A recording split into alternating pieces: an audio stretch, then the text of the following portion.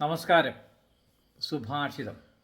ആചാര്യാത് പാദമാദത്തെ പാദം ശിഷ്യസ്വമേധയാ പാദം സബ്രഹ്മചാരിഭ്യഃ പാദം കാലക്രമേണ ച.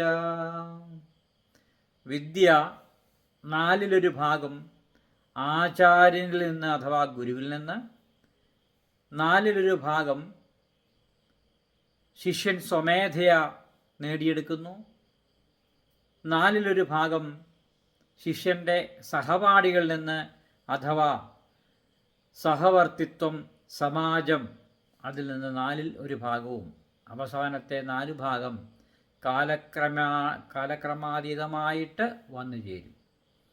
നമ്മളുടെ ജീവിതത്തിൻ്റെ ഒരു പാഠമായി അങ്ങനെ കാലങ്ങളായിട്ട് നമുക്ക് ബാക്കിയുള്ള 4 ഭാഗം വന്നു ചേർന്ന് അങ്ങനെ വിദ്യ പൂർണ്ണമാകുന്നു എന്ന് ഈ സുഭാഷിതം അർത്ഥമാക്കുന്നു.